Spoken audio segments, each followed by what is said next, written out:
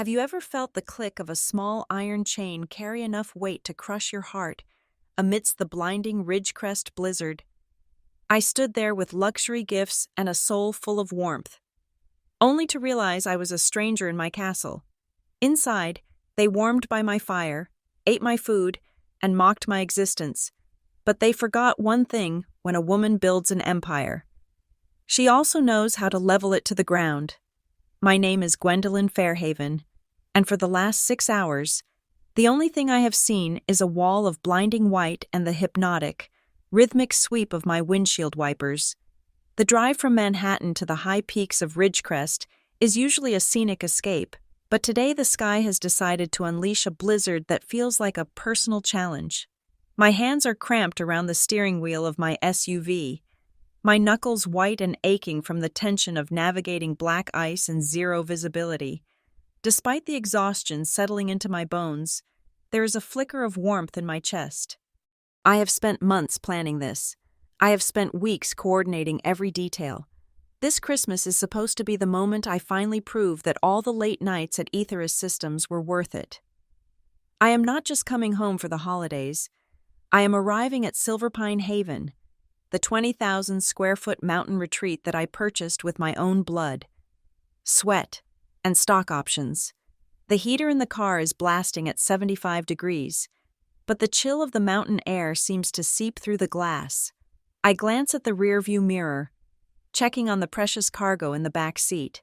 There are 3 pounds of A5 Wagyu beef resting in a specialized cooler, a $5,000 Christmas cake from the most exclusive patisserie in New York, and a mountain of bags from Bergdorf Goodman and Saks Fifth Avenue.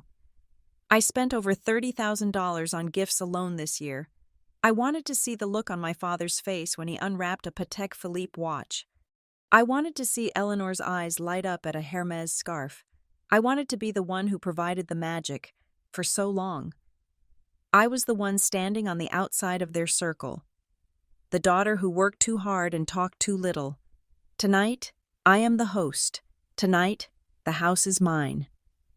As I pull into the long, winding driveway of Silverpine Haven, the house emerges from the snow like a ghost.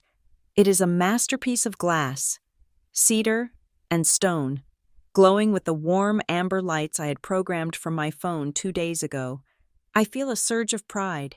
This is my empire.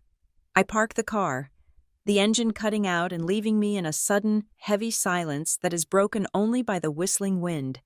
I step out into the knee-deep snow, the cold biting at my face like 1,000 tiny needles. I grab the cooler of Wagyu and the first 2 bags of gifts, my boots crunching loudly as I make my way to the massive oak front door. My fingers are trembling, partly from the cold, and partly from the excitement of finally seeing my family after a year of grueling work. I reach for the handle, expecting it to turn, but it is locked. I shift the heavy cooler to one arm and dig for my keys, but before I can insert them, the small viewing window in the door slides open. A pair of eyes peers out at me. It is Meredith, my stepsister. She is already wearing a silk dress that I recognize as a gift I sent her for her birthday last month. Her face does not break into a smile. She does not gasp with joy or tell me to hurry inside before I freeze. Instead, her gaze is flat, clinical, and as cold as the slush accumulating on my shoulders. "Gwendolyn," she says, her voice muffled by the thick wood of the door. Her tone is so devoid of emotion that for a second, I think I have the wrong house. "Meredith, thank God," I say, trying to force a laugh while my teeth chatter. "It is a nightmare out here. Can you open up?" My hands are full and I think I'm losing feeling in my toes. The door creaks open, but only by a few inches. I move to step forward, but I'm stopped abruptly by a sharp metallic jolt. I look down and my heart stammers. The heavy security chain is pulled taut, vibrating with the force of my interrupted momentum. It is the state-of-the-art security system I hired a professional team to install just 1 month ago. I had it put in specifically to make sure Eleanor and my sisters felt safe while they stayed here early to prepare. Now, that very chain is being used to keep me on the porch. What is this, I ask, my voice sounding thin against the wind. "Meredith, unhook the chain," She does not move. From behind her, in the depths of the warm, cedar-scented living room, I hear a burst of laughter. It is a sound I know well. I hear Tiffany's high-pitched giggle and Eleanor's refined, melodic chuckle. Then, I hear a deeper voice. It is my father, Sterling. He is laughing at something someone said, a sound of pure, unadulterated contentment. They are all there. They are drinking the vintage wine I had delivered. They are sitting on the custom velvet sofas I paid $25,000 for. Meredith, I repeat, the weight of the Wagyu cooler starting to feel like a lead anchor. This is not funny. It is 10 degrees out here. Open the door. Meredith's lips thin into a line. She looks at me not as a sister, but as an intruder who is interrupting a private moment. I am sorry.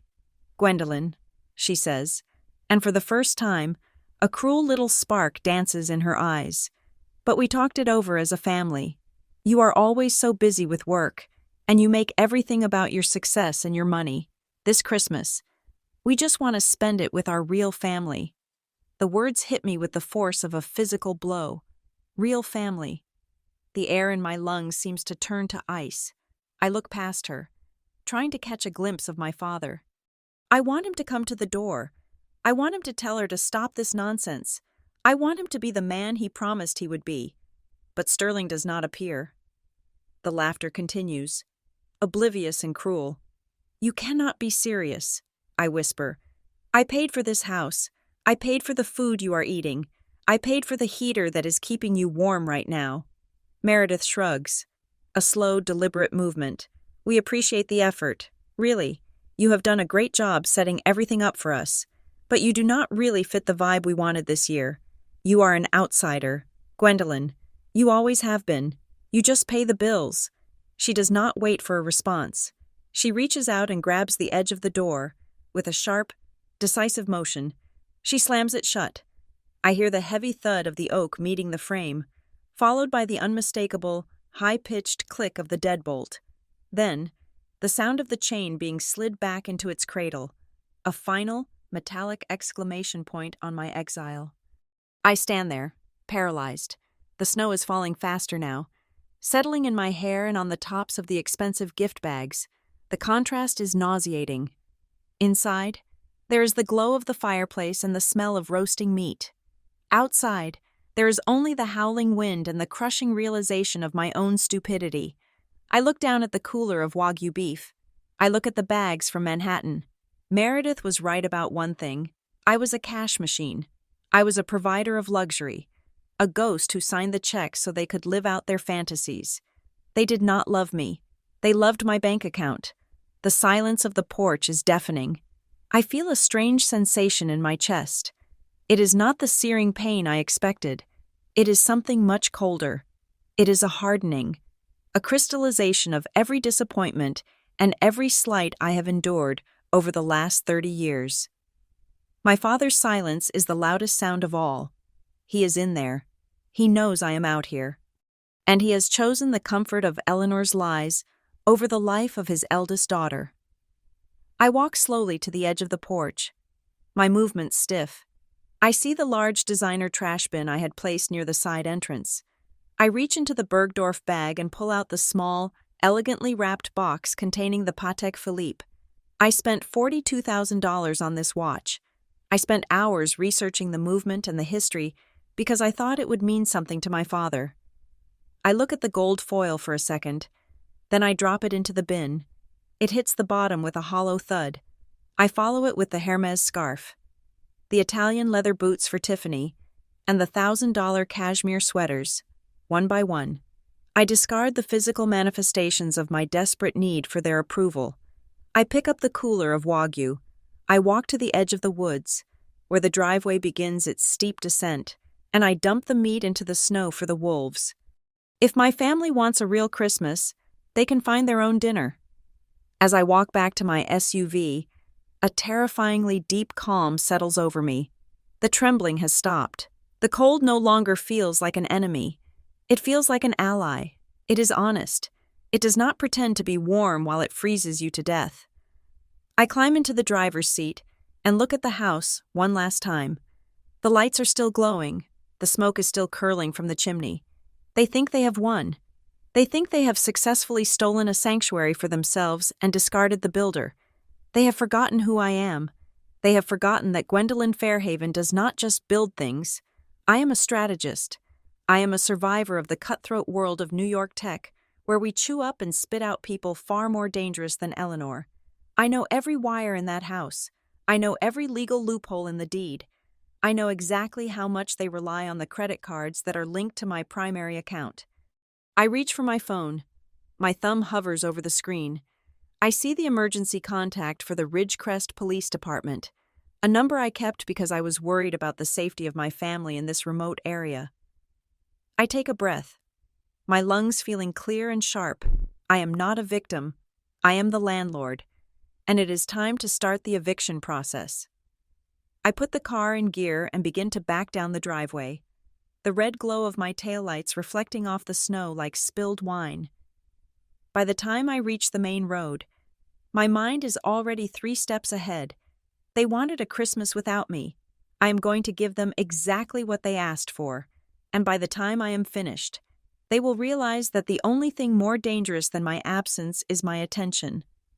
I glance at the small Santa Claus figurine on my dashboard, the one my mother gave me before she died.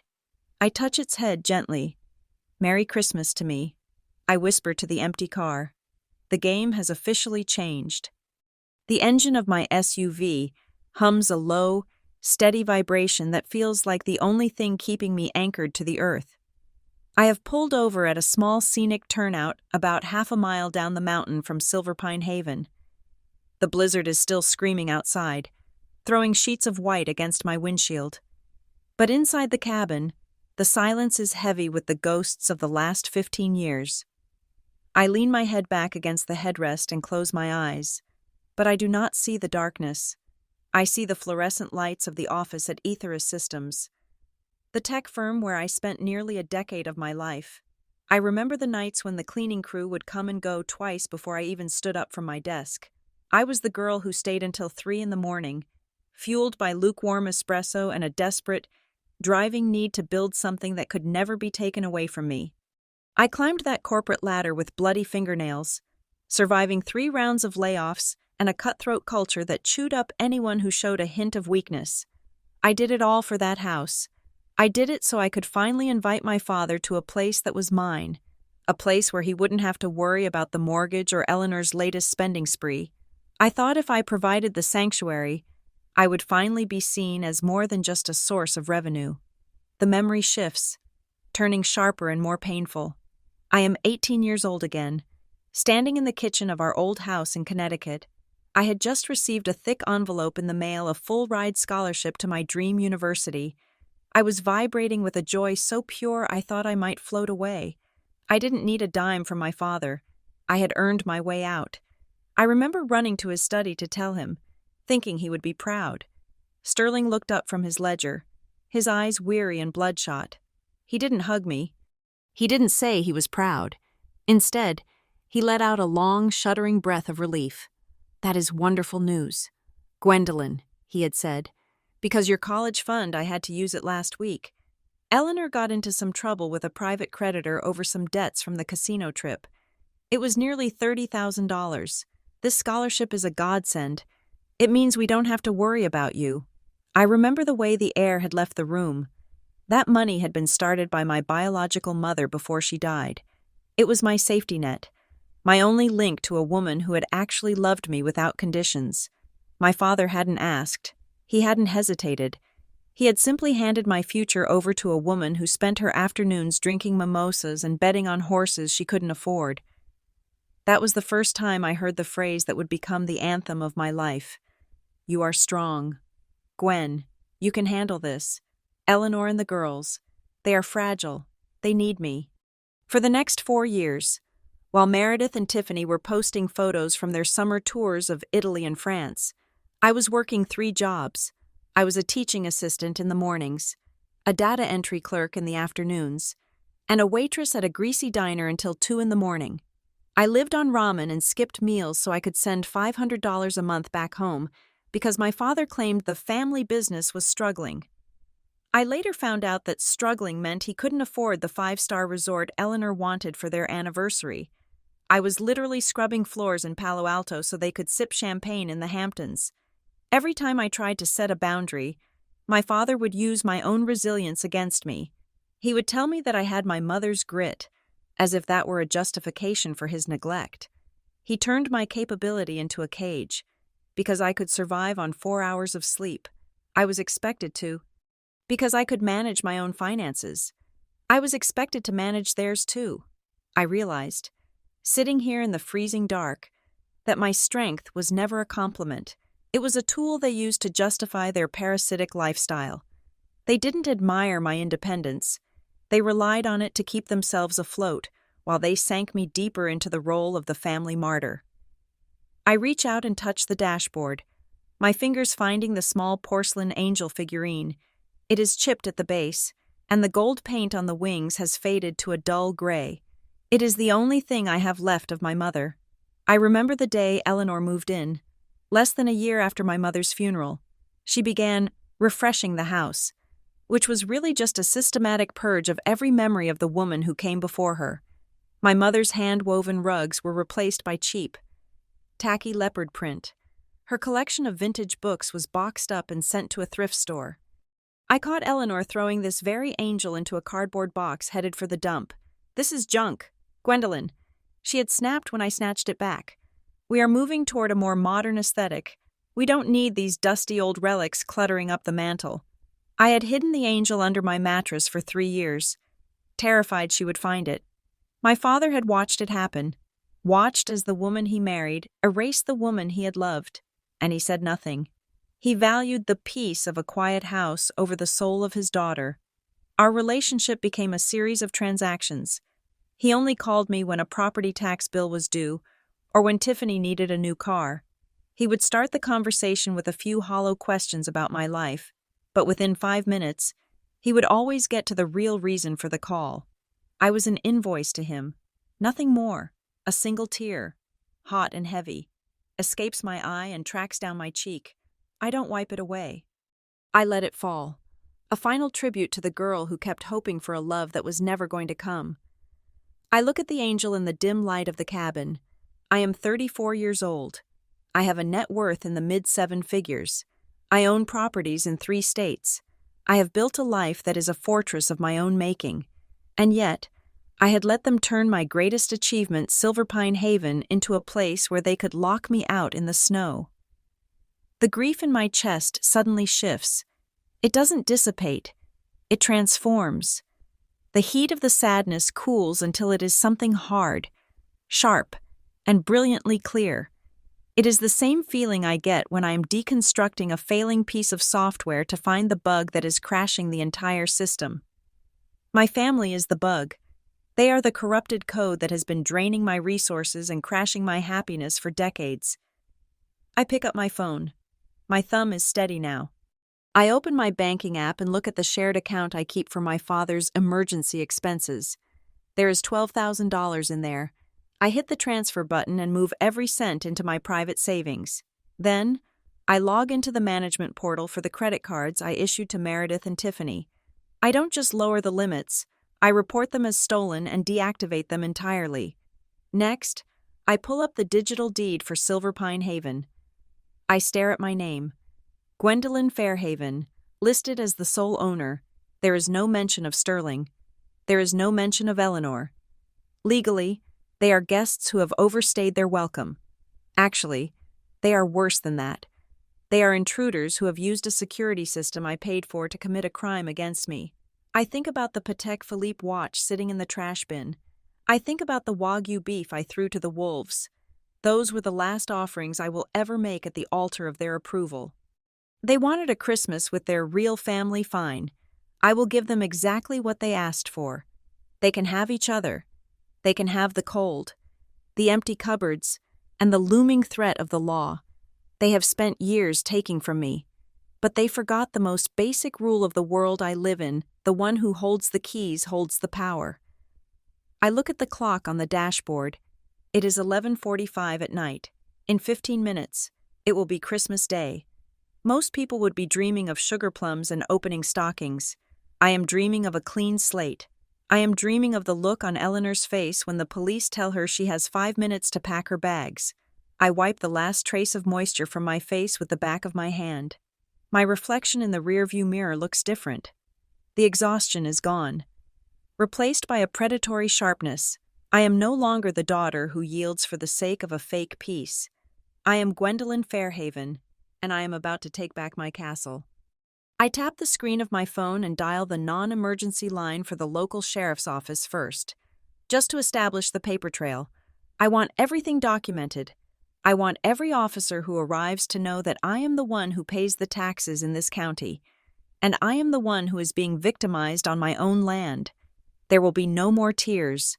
There will be no more excuses for Sterling's weakness or Eleanor's cruelty.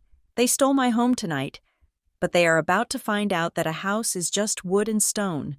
A real empire is built on the will of the person who owns it, and my will has never been stronger.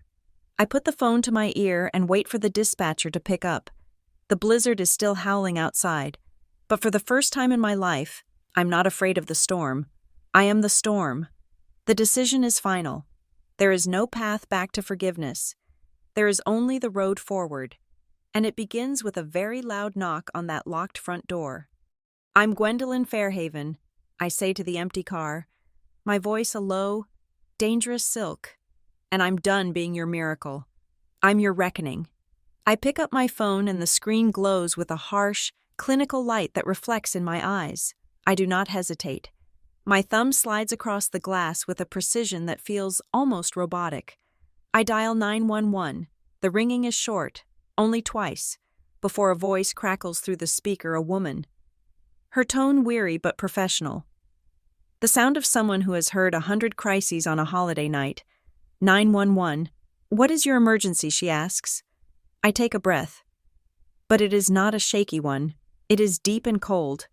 My name is Gwendolyn Fairhaven, I say, and my voice is so level, so utterly devoid of the frantic energy usually associated with these calls, that I hear the operator pause for a split second.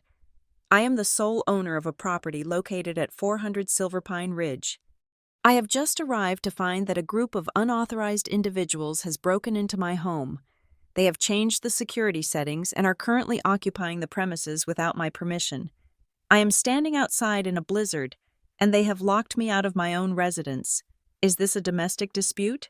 Ma'am, are these people known to you? The operator asks, her voice shifting into a more cautious gear. That is irrelevant to the legal status of the situation. I reply, cutting through the fluff. They are not on the deed. They do not have a lease. They are trespassers who have gained entry under false pretenses and are now refusing to vacate. I have all the legal documentation, the electronic deed, and the purchase contract ready for inspection. I need officers dispatched immediately for an unlawful entry and occupation of private property. There is a brief silence on the other end. I suspect the operator is unsettled by how calm I am. Most people are screaming or crying. I am giving a deposition. Understood. Ms. Fairhaven, we have a patrol car in the vicinity of the Ridgecrest area. They will be there shortly. Please stay in your vehicle and do not attempt to re-enter the house until they arrive. I end the call and toss the phone onto the passenger seat. I do not feel like a victim. I feel like a predator waiting for the trap to spring. True to her word, it only takes 15 minutes. In the pitch black of the mountain night, the first thing I see is the rhythmic flash of blue and red reflecting off the swirling snow. The sirens are muted by the thick atmosphere, but the lights are blinding. 2 Ford Explorers with the Ridgecrest Sheriff's insignia pull up behind my SUV, their tires crunching heavily on the frozen gravel. I step out of my car as the officers climb out of theirs. They are bundled in heavy tactical parkas, their faces obscured by the shadows of their hats. The lead officer, a man with a thick gray beard and a badge that identifies him as Sergeant Miller, approaches me with a hand resting near his belt, not threatening, but ready. You the one who called, he asks, his breath hitching in the cold air. I am, I say, reaching into my coat pocket slowly to show him my identification and my phone. My name is Gwendolyn Fairhaven. This is my ID. And this is the certified digital deed for this property. You will see that I am the 100% owner. There are no other names on this title. Miller takes my phone and scrolls through the documents. His partner, a younger officer, peering over his shoulder.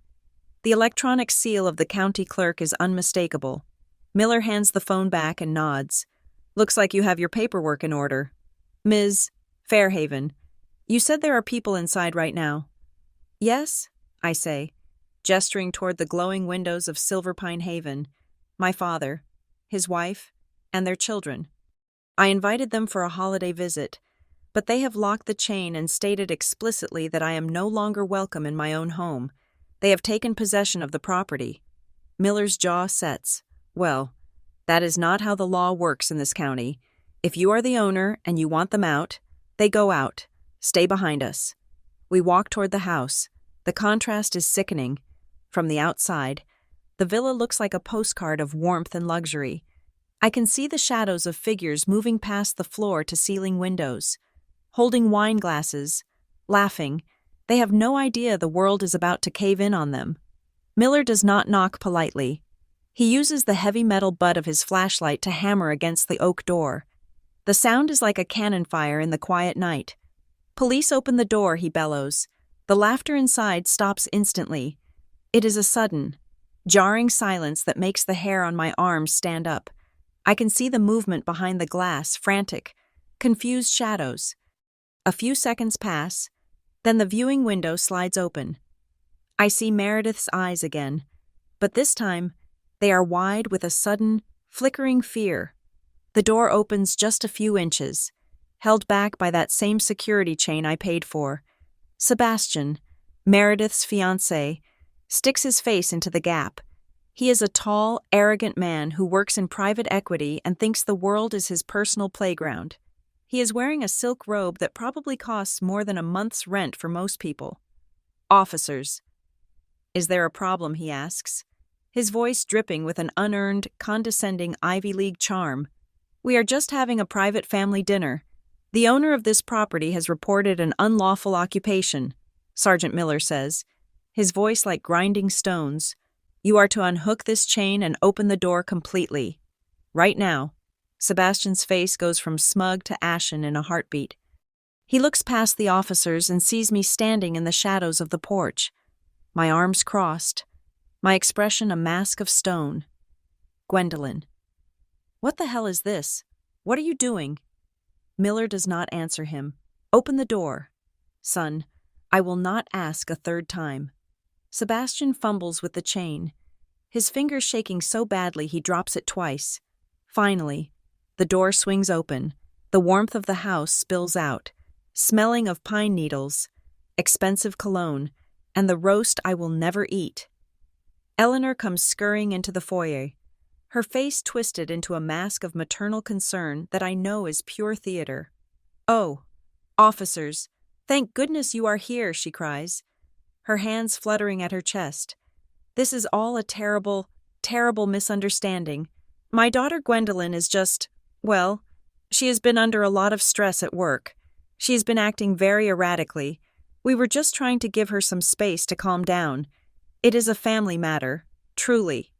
We are so sorry you were dragged out into this weather. She smiles at them, that practiced, saccharine smile that has worked on my father for 20 years. She thinks she can charm the badge. Ma'am, Sergeant Miller says, and he actually steps into the foyer, forcing her to back up. This is not a civil dispute. This is not a family therapy session. We have verified the deed. This house belongs to Ms. Fairhaven. She has stated that you do not have permission to be here.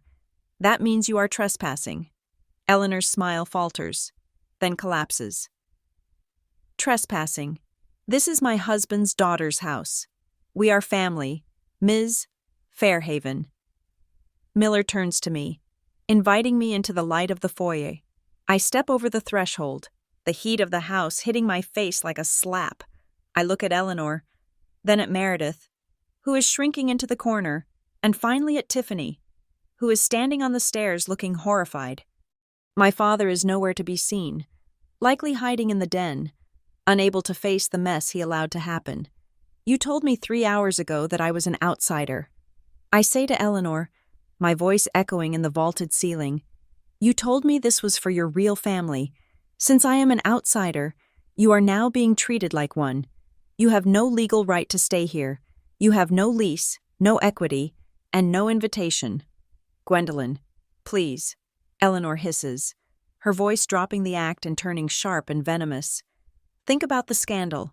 Think about your father's heart. I have thought about it, I reply, and I have decided that my father's heart is not my responsibility anymore. Sergeant, I want them out. Every single one of them. Understood. Miller says. He turns to his partner.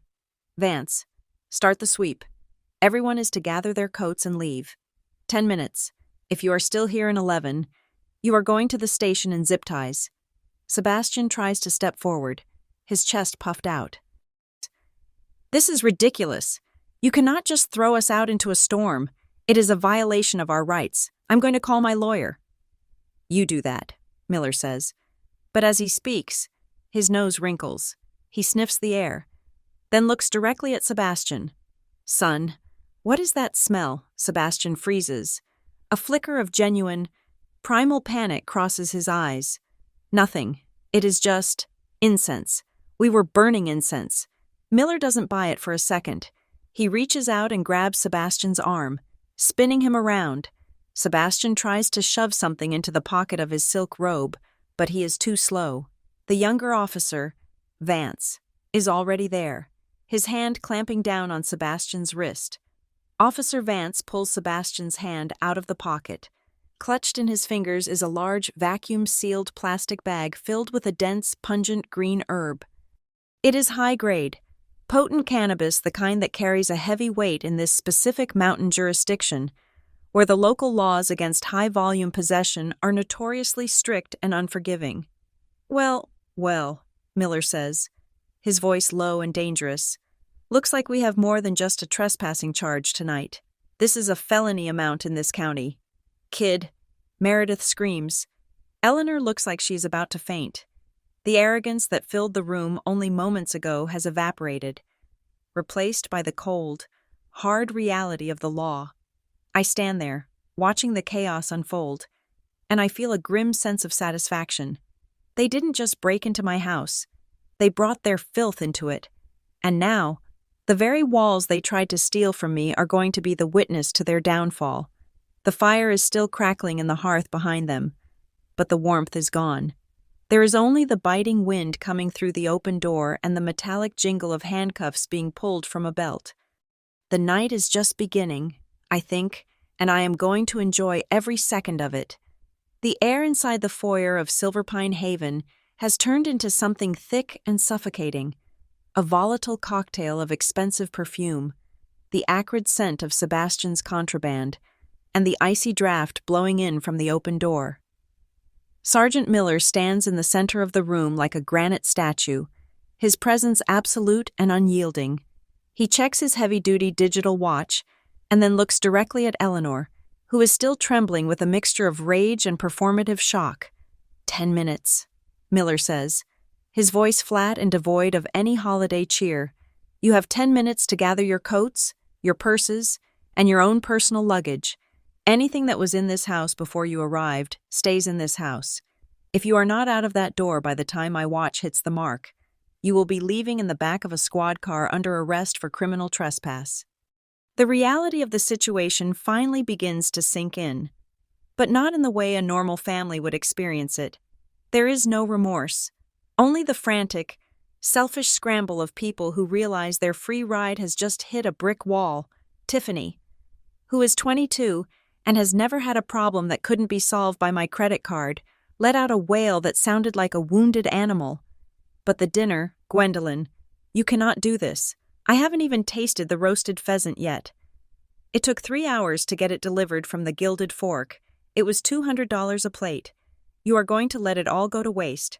I look at her, and for a moment, I am genuinely struck by the sheer, shallow vacuum of her soul. She is being evicted by the police. Her sister's fiancé is being handcuffed, and her primary concern is a piece of poultry that I paid for. The pheasant is my property. Tiffany, I say, my voice sounding like a razor blade cutting through silk. Just like the wine, the chairs you are sitting on, and the air you are currently breathing, none of it belongs to you. Move, Sterling, my father, finally emerges from the shadows of the hallway. He looks like a man who has aged 10 years in a single night. His shoulders are slumped, his eyes are red, and he won't look directly at the officers. He walks toward me, his hands reaching out in a gesture of supplication that I have seen 1,000 times before whenever he needed me to bail him out of a bad investment or a gambling debt. "Gwen, please," he whispers, his voice cracking. "This is too much. It is Christmas. Have a little heart. We can talk about this tomorrow. Just tell the officers it was a misunderstanding. I will make sure they apologize. I will make the girls say they are sorry. I don't even blink." I lift my left arm and stare at my watch. "You have 8 minutes and 45 seconds left. Sterling, I suggest you go help Eleanor pack her vanity case. Every second you spend talking to me is a second you are not spent getting your things together." He looks at me, searching for the soft, yielding daughter who always gave in. He finds nothing but a stranger, the man who stood by while my mother's legacy was erased, the man who used my college fund to pay for a mistress's poker debts. Finally realizes that the well has run dry. He turns away without another word, his footsteps heavy as he retreats toward the master bedroom. My master bedroom to collect his things. Behind him, Eleanor has reached the boiling point. She is no longer trying to play the elegant matriarch. Her face is contorted, her expensive foundation cracking around her mouth as she screams at the officers. This is a violation. "Do you know who we are? My husband has deep connections in this state. This girl is a monster. She is an ungrateful, cold-hearted devil who hates her own blood. She is doing this because she is jealous of my daughters. She has always been a bitter, lonely woman." Sergeant Miller doesn't even look at her. He is busy supervising his partner, Officer Vance, who is currently clicking a pair of stainless steel handcuffs onto Sebastian's wrists. The sound of the ratcheting metal is the most beautiful thing I have heard all year. Sebastian is rambling, his Ivy League polish completely gone. "Meredith, do something. Call my father. Tell them this isn't mine. I was just holding it for someone. This is going to destroy the Aurelius Capital merger. I'm supposed to be a partner by June." Meredith is a mess of mascara streaks and panicked breathing. She looks at me with a hatred so pure it feels like heat radiating off a stove. "You have ruined everything. Gwendolyn, if Sebastian loses his job, I will make sure you never have a moment of peace again. I will tell everyone what you are. I will tell the board at Aetherus Systems that you are mentally unstable." I lean against the doorframe, a faint, mocking smile playing on my lips. "You should worry less about my job, Meredith, and more about the fact that your fiancé is currently being processed for a felony amount of a controlled substance in a county that doesn't believe in leniency. 10 minutes is now 7 minutes. The next few minutes are a whirlwind of chaotic, undignified movement. I watch as they drag their designer suitcases down the grand staircase, the wheels thudding against the mahogany steps I spent $40,000 to refinish. Tiffany is still sniffling about the food. Eleanor is frantically stuffing silk dresses into a bag. Not even bother to fold them. As they reach the foyer, Tiffany tries to grab one of the large, silver-wrapped boxes from under the tree, a gift I had intended for her. A $3,000 camera kit. "Drop it," I say, my voice dropping an octave. "It has my name on it," she shrieks, clutching the box to her chest. "It has your name on it because I wrote it there," I counter. "But since you informed me that I am not part of the real family, the contract of gift-giving is null and void. That camera was bought with my money. It is currently sitting on my floor. It stays here." Miller steps forward, his hand resting on his belt. The lady said, "Drop it." "Miss," Tiffany lets the box fall. It hits the floor with a heavy thud, and I hope the lens inside shattered. She looks at me like she wants to spit in my face, but the presence of the two large men in uniform keeps her moving. The exit is a spectacle of absolute absurdity. They are all dressed for a high society Christmas party inside a climate-controlled villa. Meredith is in a sleeveless cocktail dress and 4-inch stilettos. Eleanor is wearing a floor-length silk skirt. Sterling is in a thin cashmere blazer. They step out onto the porch, and the blizzard greets them with a brutal, frozen embrace. I follow them out, standing on the covered portion of the balcony where the snow doesn't reach. I watch as they struggle down the steps. The heels of Meredith's shoes sink deep into the drifts, causing her to stumble and fall to her knees in the slush. Her silk dress is instantly soaked, clinging to her skin in a way that looks pathetic rather than fashionable.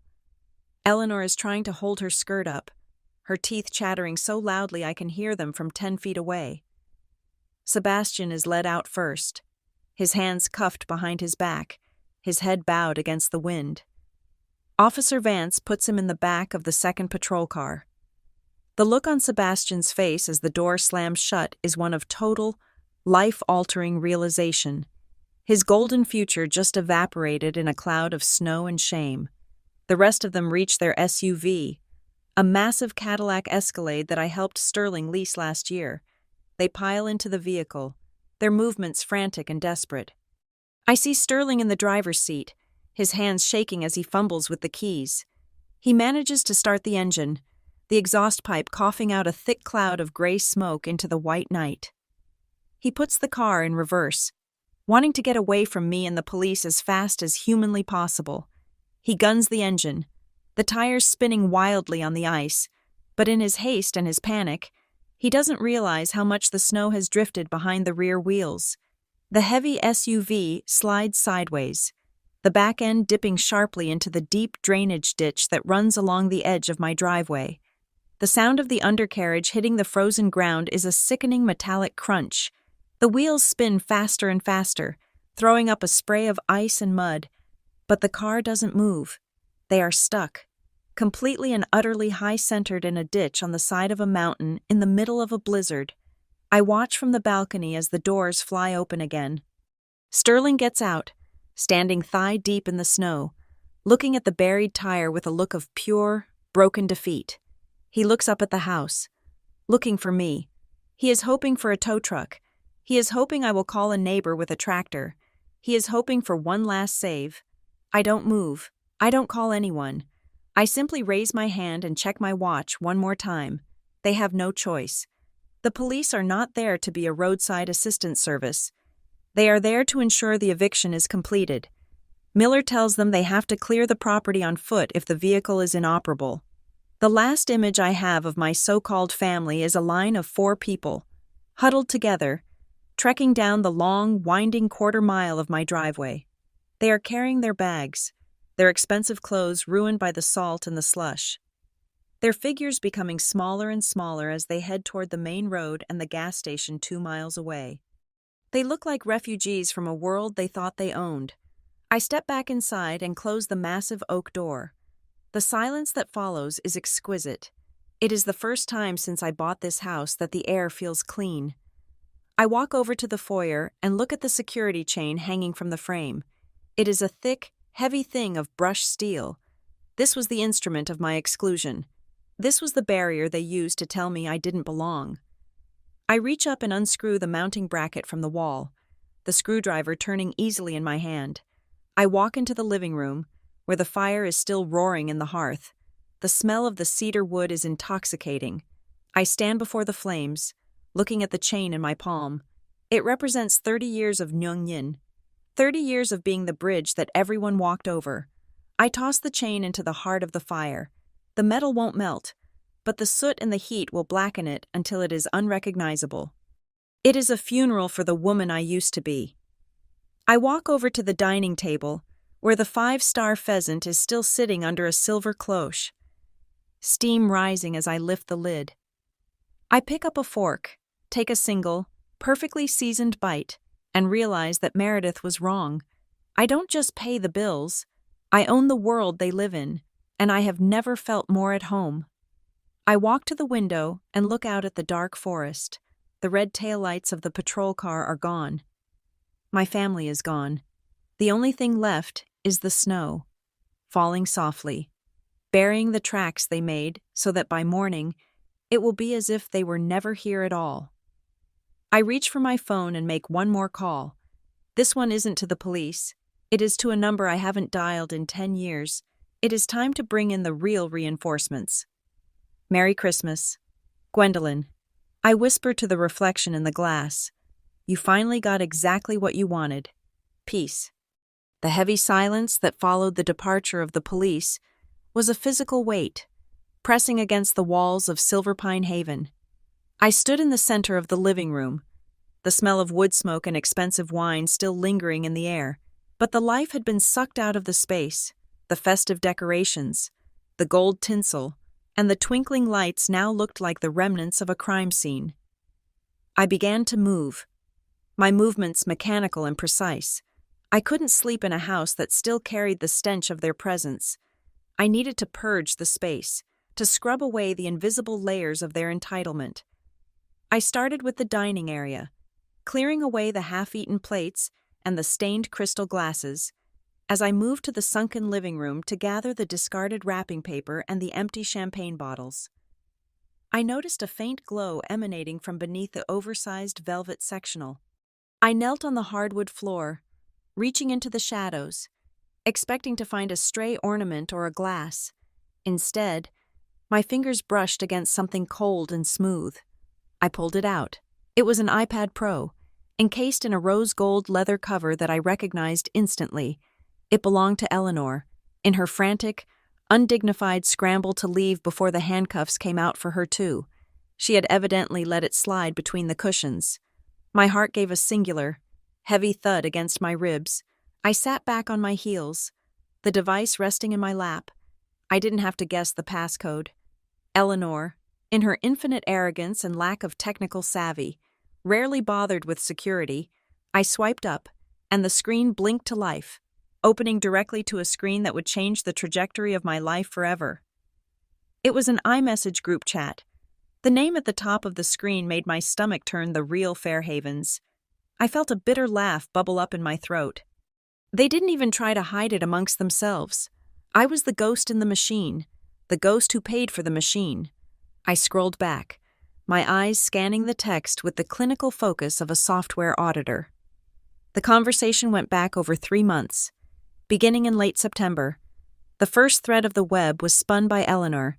She had written Gwendolyn's stock options at Aetherius Systems just hit a new high. She is sitting on a gold mine. We need to convince her that she needs a legacy property for the family, something large, something in the mountains where she can host us. Once the deed is signed, we start the pressure. Sterling can tell her he wants to keep it in the family name to avoid the 40% inheritance tax later. We will make her feel like she is doing him a favor by transferring the title to him. My father's reply came an hour later. I will talk to her about the tax implications. She usually listens when I frame it as protecting the family's future. It should be easy to get her to sign a quitclaim deed if we tell her it is a temporary legal maneuver. I felt the blood drain from my face. They hadn't just been ungrateful. They had been predatory from the very moment I mentioned my success. But as I scrolled further down, the greed shifted into something much more dangerous. I saw a series of photographs uploaded to the chat in early November. During the weekend, I had gone back to Connecticut to visit my father before the big move. They were photos of my private desk in my home office. Eleanor had taken high-resolution pictures of my tax returns, my private bank account numbers, and most importantly, the signatures on my venture capital contracts. Look at these. Meredith had messaged, following the photos. I have a friend who can mimic this signature perfectly. If we can get into her venture fund portal, we can move smaller amounts, maybe $50,000 at a time, into a shell account. She is so busy with the new house and her job, she won't notice a few percentage points missing from the dividends. Tiffany had weighed in next. Just let her spend all the money for this Christmas first. I want those designer bags and the jewelry. Once she has paid for everything and the house is fully furnished, then we can kick her out and tell her she is not welcome. We will get rid of her like a stray dog. Why should an outsider enjoy all this when we are the ones who actually care about each other? The words "stray dog" vibrated on the screen. My hands were shaking so violently, I almost dropped the tablet. I forced myself to keep reading, to see just how deep the rot went. I reached a message from my father sent only 2 weeks ago. He hadn't defended me. He hadn't even stayed silent. Sterling had written, "I hope she does not realize we have already sold off the rest of her mother's things from the storage unit." The antique jewelry and the silver sets brought in about $15,000. Eleanor needed it for the holiday wardrobe. Gwen is so focused on her stocks. She has forgotten the past. Let her keep her mountain villa for now. We will have the deed in my name by January. A cold, hollow ache settled in my chest. The silver sets. My mother's engagement ring that I thought was being kept in a safe for me.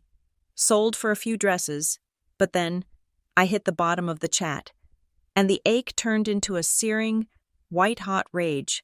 There were a series of messages between Eleanor and a contact labeled only as Dr. G. I realized with a jolt of horror that they dated back to the final months of my mother's life. Eleanor had been a friend of the family even then. Long before she moved in, Eleanor had asked, "Is it possible for the fading to happen faster?" The missed doses of the heart medication won't show up in a standard talk screen. Will they? The reply was chilling. As long as the prescription is technically in the house, any discrepancies in the pill count can be blamed on the patient's confusion. If she misses 3 or 4 days a week, the heart will simply give out under the stress of the illness. It will look like a natural progression. My mother didn't just die. She was erased. She was moved out of the way so Eleanor could move in and Sterling could have his peace. They had been planning their takeover for over a decade. The realization hit me with the force of a tidal wave, making me gasp for air. I wasn't just dealing with greedy relatives. I was sitting in a house stolen by people who were, for all intents and purposes, murderers and thieves. I stood up, my legs weak, and walked over to my desk. I grabbed my own smartphone and opened the video camera. With a steady hand that surprised me, I began to record the screen of the iPad. I scrolled slowly, capturing every message, every photo of my documents, every forged signature practice, and every horrific detail of my mother's medical care. I made sure to capture the date stamps and the contact information associated with each account. This was no longer a family drama. This was a forensic file.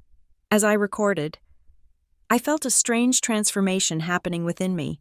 The Gwendolyn Fairhaven who wanted to be loved, the one who bought Wagyu beef and Patek Philippe watches to buy affection, died in that moment. In her place was someone I recognized from the boardroom of Ethos Systems, the woman who could dismantle a competitor's strategy in 10 minutes without breaking a sweat. I thought about their faces as they trekked down the driveway in the snow. They thought they were the ones playing the long game. They thought I was the fool who worked while they feasted.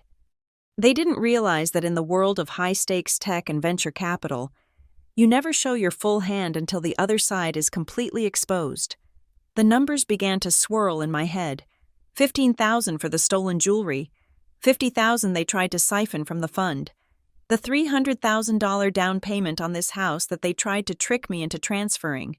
The percentages were clear, the damages were astronomical, and the criminal intent was undeniable. I finished the recording and uploaded the file to 3 different cloud servers, including a secure vault used by my firm for encrypted data. I then sent a copy to my private legal counsel with a short, 1-sentence note. "Do not contact me yet. Just preserve this." I looked at the iPad one last time before powering it down and placing it in a static proof bag. It was the black box of the Fairhaven family flight recorder.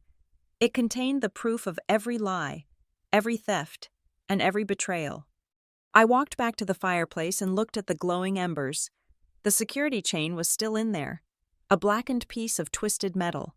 I realized now that the chain hadn't been there to keep me out. It had been there to keep the monsters in.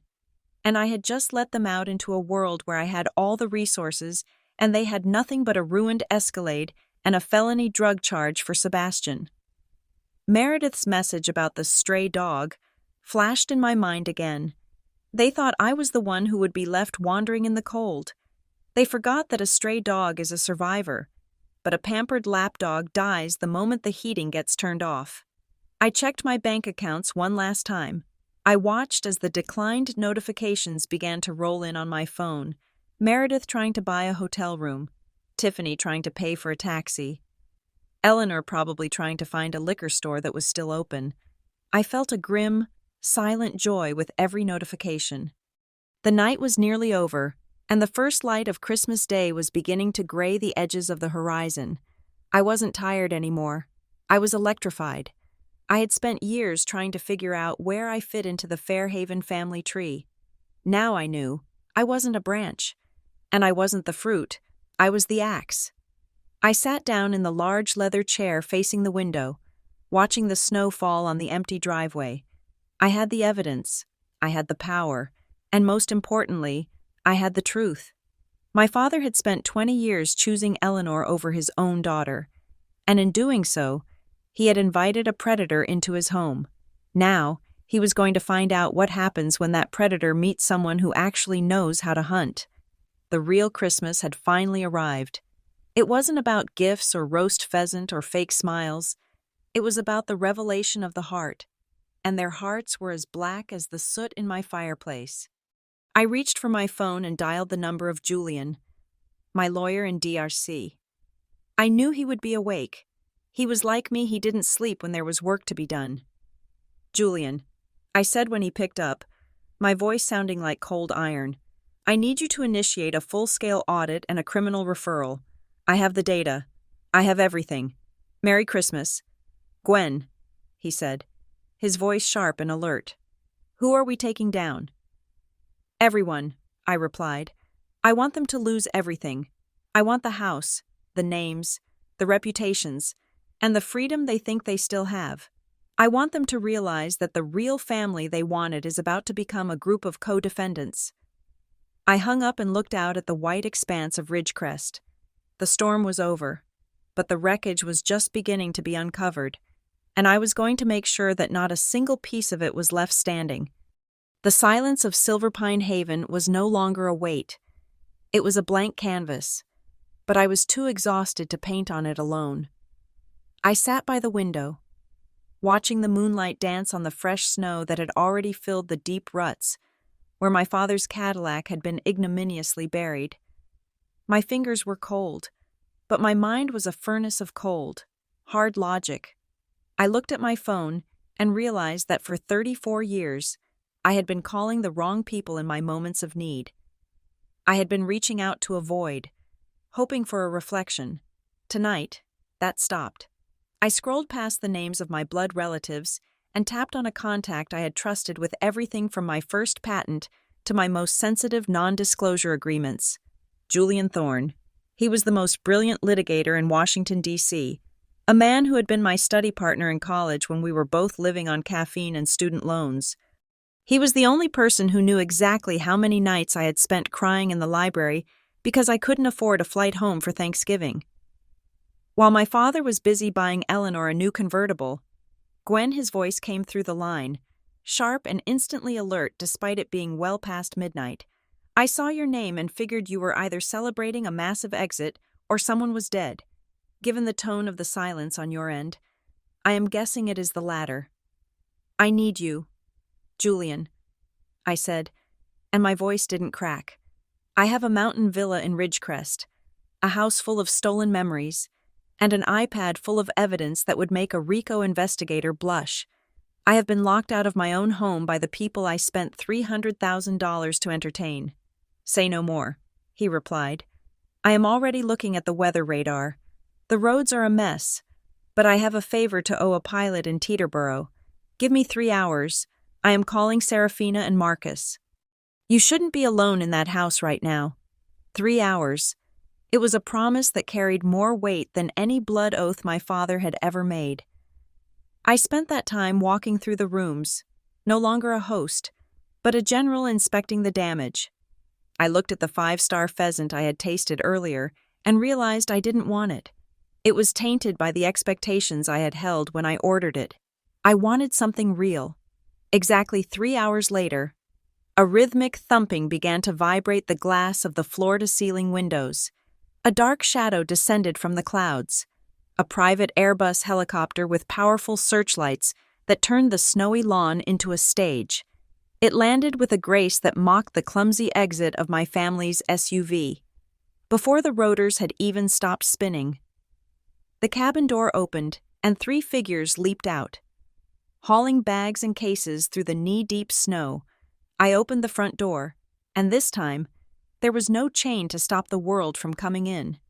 Serafina was the first one through the door, a whirlwind of vibrant silk scarves and the scent of expensive sandalwood. She was the creative director who had helped me build Aetherus Systems from a garage operation into a billion-dollar entity. She didn't say a word. She just dropped her bag and wrapped me in a hug that nearly knocked the wind out of me. It was a hug that smelled like safety. "You are okay," she whispered into my hair. "We are here." Marcus followed, a giant of a man with a genius-level IQ and a heart that was fiercely protective. He was carrying 2 cases of vintage Bordeaux and a bag of groceries that looked like it could feed an army. Julian was the last one in, looking every bit the high-powered attorney in a charcoal overcoat, his eyes already scanning the room for the tactical layout of the situation. "We brought the good stuff," Marcus said, holding up a bottle of wine that probably cost $2,000, "and I brought real food. None of that fancy bird meat. We are making pasta and we are opening every single one of these bottles. They didn't ask me for a tour. They didn't comment on the luxury of the house. They saw me, the woman behind the wealth, and they saw the bruises on my spirit. We moved into the kitchen, and within 20 minutes, the house was filled with the sounds of boiling water, the clinking of glasses, and the genuine, unforced laughter of people who actually liked one another. Once the first bottle of wine had been decanted, I sat them down at the marble island and placed Eleanor's iPad in the center. I showed them the video I had recorded. I showed them the group chat titled "The Real Fair Havens." I watched as Serafina's face went pale, and Marcus's knuckles turned white as he gripped the edge of the counter. Julian, however, stayed perfectly still. He watched the scroll of messages with a terrifyingly neutral expression, the look he wore right before he dismantled a witness in court.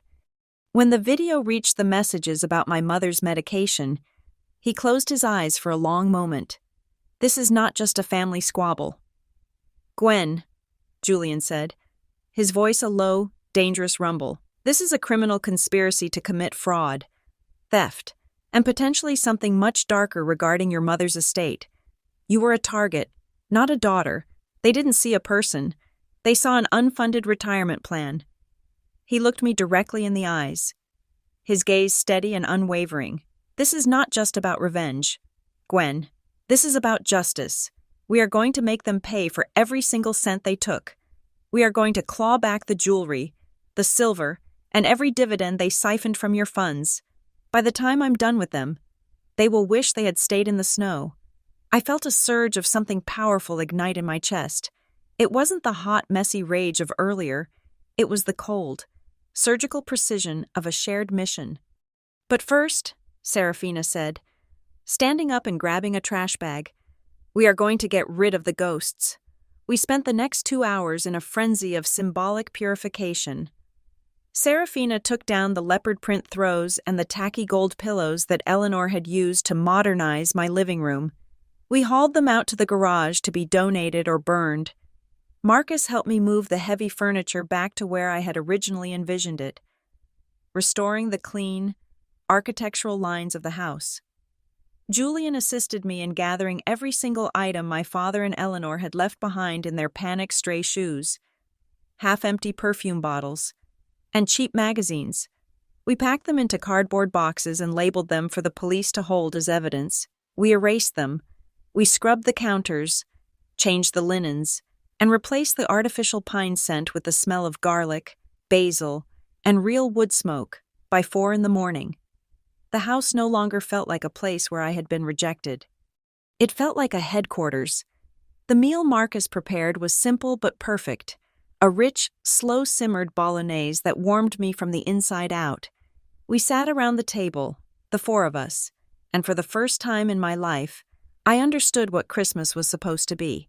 There were no hidden agendas. There was no one asking me for a loan or a favor. We talked about our plans for the next quarter at the firm. We laughed about our early days in the windowless office in D.C., and we toasted to the future. Midway through the meal, my phone began to vibrate on the table. It was a relentless, buzzing intrusion. I looked at the screen. 32 missed calls from my father, 47 text messages from Eleanor. I swiped the screen to reveal the latest one from Eleanor. You think you are so smart. Gwendolyn, you left us in the cold. Sterling is having chest pains because of you if anything happens to him. His blood is on your hands. You better send a car to this station right now, or I'm calling the press. Then came one from my father, Gwen. Please, Eleanor is hysterical. Sebastian is in jail. You have to fix this. It is your responsibility to keep the family together. Do not let your pride destroy us. I looked at the messages, and instead of the familiar knot of guilt tightening in my stomach, I felt a wave of profound amusement. The manipulation was so transparent, so pathetic. They were still using the same old scripts, but I had finally stopped playing my role. I didn't reply. I didn't even type a single letter. I simply slid the phone across the table to Julian. Handle it, I said. Julian picked up the device, his eyes scanning the threats and the fake medical emergencies. He let out a short, dry laugh. Chest pains. If he is having chest pains, he should be calling an ambulance, not his daughter. And as for the press, I would love for them to see these iMessages. I think the public would be very interested in the real Fairhaven family values. He typed a single, brief message from my phone. All further communication must go through Thorne and Associates Legal Group. Any attempt to contact Gwendolyn Fairhaven directly will be considered harassment and will be added to the pending criminal referral for fraud and grand larceny. Have a productive holiday. He hit send, and then placed the phone face down on the table. They won't call again tonight, he said. And if they do, the next person they talk to will be a process server. I leaned back in my chair, holding a glass of wine that caught the light of the fire. I looked at Serafina, who was laughing at something Marcus said, and I realized that my mother's porcelain angel, now sitting prominently on the mantel, was no longer the only piece of my real family in the room. The blood in my veins was just a biological fact. It didn't entitle anyone to my soul, my labor, or my home. These people, who had flown through a blizzard to sit in a house that might have been a crime scene just to make sure I wasn't alone, were my family. Loyalty was the currency of the heart, and I was finally surrounded by the wealthiest people I knew. The sun began to peek over the Ridgecrest peaks, turning the world outside into a glittering field of diamonds. It was Christmas morning. I had lost a father, a stepmother, and 2 sisters, but I had gained my life back. We are going to win. Gwen, Marcus said, raising his glass to me. I clinked my glass against his, the sound clear and resonant in the quiet house. We already have, I replied. As the light filled the room, I looked at the spot where the security chain had been. The wall was a bit scuffed, but I would fix it, I would repaint it, and I would never put another lock on that door that was intended to keep people out of my heart. I had my empire, and for the first time, I had people who were willing to help me defend the gates. The war was coming. I knew that. The legal battles would be long, the social fallout would be messy, and Eleanor would fight like a cornered animal. But as I sat there with my chosen family, listening to the crackle of the fire and the quiet hum of a house that was finally at peace, I knew one thing for certain. The Fairhavens thought they had locked me out. They didn't realize they had actually set me free. And a free woman with $1 billion company and the best lawyers in the country is the most dangerous thing they have ever encountered. Merry Christmas, I thought, as I took a slow, deliberate sip of wine. The reckoning starts tomorrow.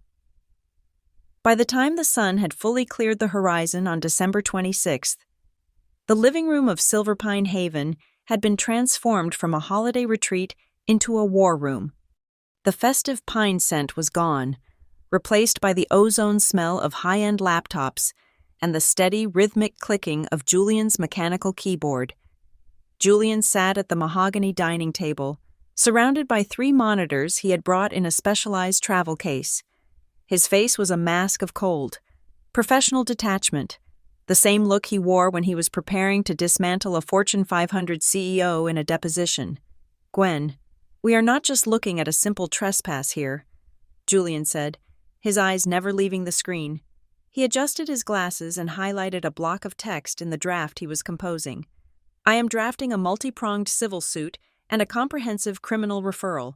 We have clear evidence of conspiracy to commit fraud, grand larceny, and this is the big one: forgery. According to the metadata on Eleanor's tablet, she was practicing your signature on digital documents for 3 weeks before this trip. That is a felony in this state, and it carries a minimum of 5 to 10 years if we push for it. Do it, I replied. I was standing by the window, a cup of black coffee in my hand. I felt like a different person. The softness had been burned out of me by the cold on that porch. I want the paperwork filed the second the courts open. No warnings, no phone calls, just service. Julian nodded. I am also including a motion for a temporary restraining order and an immediate freeze on all assets connected to the Fairhaven estate until an audit of your mother's missing jewelry can be completed. Speaking of the jewelry, I said, I have already been on the phone with Silas. Silas was a private investigator I had used for corporate due diligence in the past. He was a man who moved through the shadows of the antique and high-end resale markets like a ghost. I have given him the inventory list of everything Eleanor mentioned in those chat logs.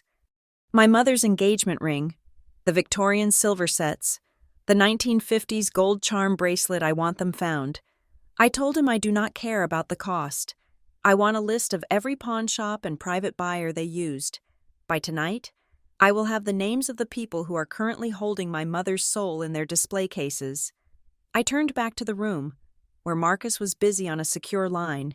He was managing the digital side of the execution. I need you to send a very specific notification to the managing partners at Crestview and Thorne.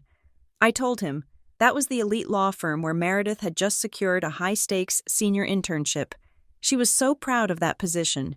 She bragged that it was her 99% guarantee for a permanent associate role next year. Marcus looked up, a grim smile on his face. Already drafted. We are sending a formal legal notice of the events that transpired on December 24th, including the fact that her fiancé, Sebastian, was arrested for a felony drug offense on the steps of my property while she was present.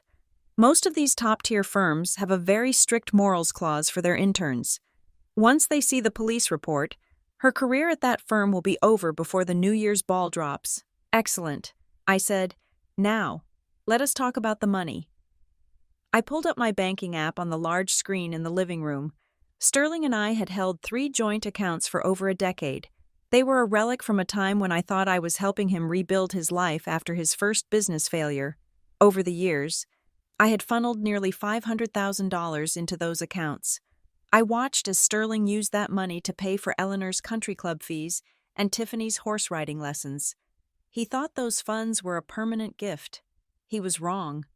I called my private banker at the Manhattan branch. I want the Fairhaven Sterling joint accounts closed immediately. I told the manager, I am the primary contributor of 98% of the capital. I am exercising my right as the primary account holder to freeze all withdrawals and transfer the remaining balance, which was about $142,000, into my private corporate holdings at Aethera Systems. Do it now, by 10 o'clock in the morning. Sterling's financial world had effectively stopped spinning. He would go to buy a coffee or pay for a hotel room for his stranded family, and every single piece of plastic in his wallet would be a useless scrap of polyester. But I wasn't done. I spent the next hour meticulously going through the photos on Eleanor's iPad again. Among the photos of my private documents, I found a series of encrypted messages and photos in a hidden folder that Eleanor had clearly forgotten to delete. They were intimate photos, but they weren't of Sterling. They were of a man I recognized instantly: Carlton Blackwell, the CEO of Vortex Dynamics. Vortex Dynamics was the primary rival to Aethera Systems. We had been locked in a bitter struggle for a government contract worth $300 million for the last 6 months. Eleanor wasn't just cheating on my father. She was sleeping with the man who was trying to destroy my company. The betrayal went beyond family.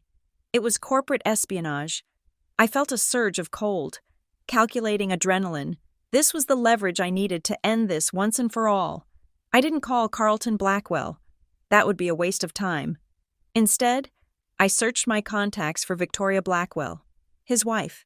Victoria was a woman of immense power in the DSC, social and financial circles. She was the one who held the keys to the Blackwell family fortune. I called her at 11:15. Victoria.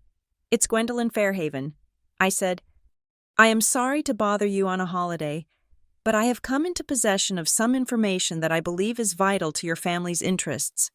I have a digital file containing time-stamped photographs and messages between your husband and a woman named Eleanor Fairhaven. They have been meeting at the St. Regis every Tuesday for the last 4 months. There was a long, icy silence on the other end. Then, Victoria's voice came through, sharp as a diamond. Why are you giving this to me? Gwendolyn. Because information is a gift. Victoria. I replied. And because I believe in accountability. I will send the encrypted link to your private email. What you do with it is up to you. But I thought you should know who Carlton is spending your money on. I hung up. I knew exactly what would happen next. Victoria Blackwell would not only file for divorce, but she would also ensure that Carlton was removed from the board of Vortex Dynamics by the end of the week. Eleanor's backup plan was about to explode in her face by noon. The counterattack was fully engaged. The financial, social, and legal strikes were landing simultaneously. We sat in the quiet of the villa, listening to the notifications begin to chime on the phones we were monitoring. It was the sound of a house of cards collapsing in a hurricane. The first call came from my father. He sounded breathless, his voice high-pitched and panicked. Gwendolyn. My cards are being declined. I am at the rental car agency and they are threatening to call the police because I cannot pay the deposit. Eleanor is crying, and Tiffany says she is hungry. What have you done? I didn't answer. I put the phone on speaker and looked at Julian. Julian leaned in. Mr. Fairhaven, as I stated in my previous message, all communication must go through my office. Your daughter has no obligation to fund your lifestyle. Furthermore, you should be aware that a process server is currently looking for you to serve a summons for a civil suit in the amount of $750,000 for fraud and theft. I suggest you find a way to pay for your own lunch. The line went dead. 10 minutes later, a series of frantic text messages began to pop up in the Real Fairhaven's group chat, which I was still monitoring via the iPad. Eleanor Sterling. Do something. How could the accounts be empty?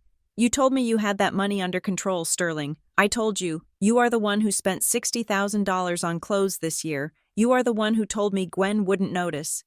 Now she's frozen everything. We are in a motel that smells like cigarettes. Eleanor Meredith, Mom. I just got an email from the firm. They are rescinding my offer. They know about Sebastian.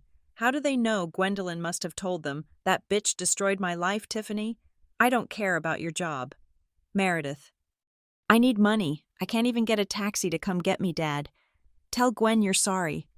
Just tell her whatever she wants to hear, so she turns the cards back on Sterling. It's too late for that. Tiffany. She's suing us. She's actually suing us. Eleanor. What did you do with those silver sets? We need to sell them back to get some cash. Eleanor. I already spent that money, you idiot. And don't you dare raise your voice at me if you hadn't been so weak with her all these years. We would have had the deed to that house by now. This is your fault.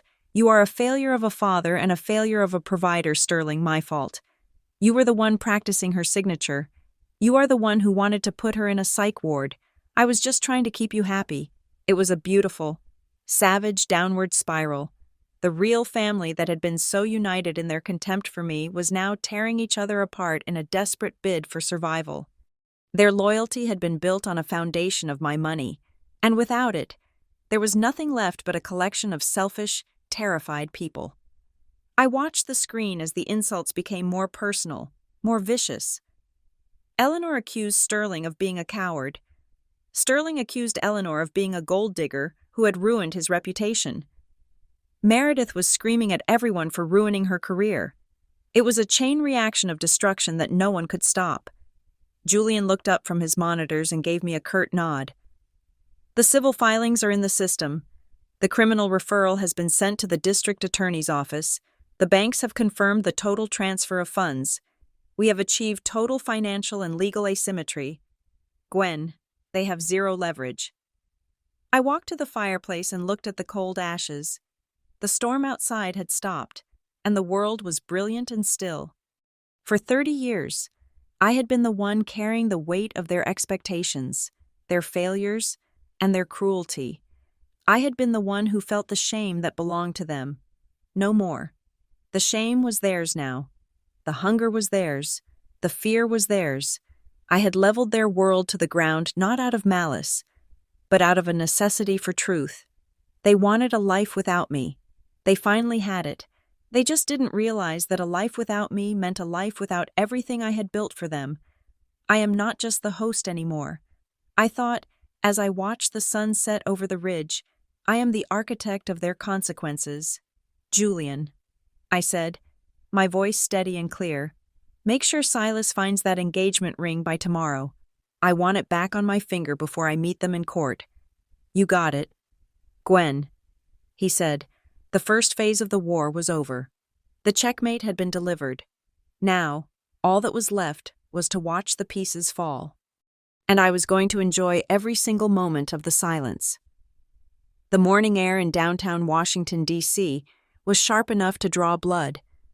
But inside Julian's corner office on the 42nd floor, the temperature was a perfect, climate-controlled 72 degrees.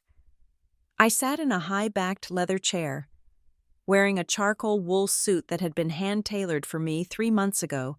The fabric felt like armor. I had spent $3,000 on this outfit just to make sure that when I looked at my reflection, I saw a woman who was entirely in control of her own destiny.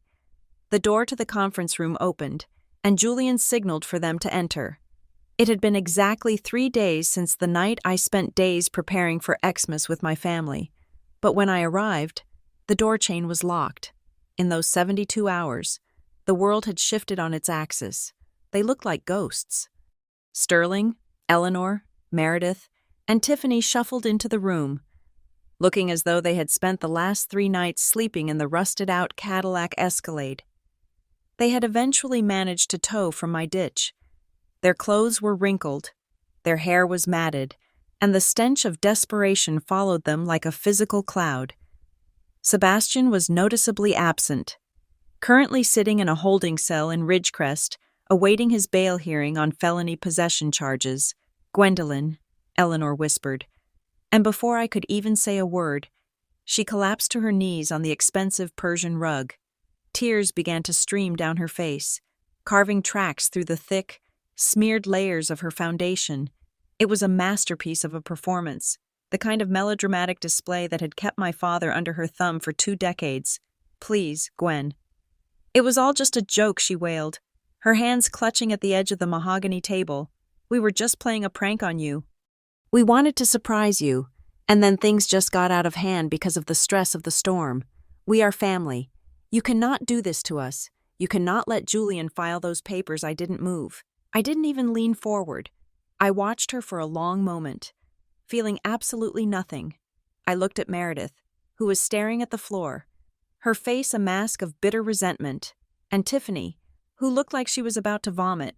My father, Sterling, stood by the window, his back to me, his shoulders shaking.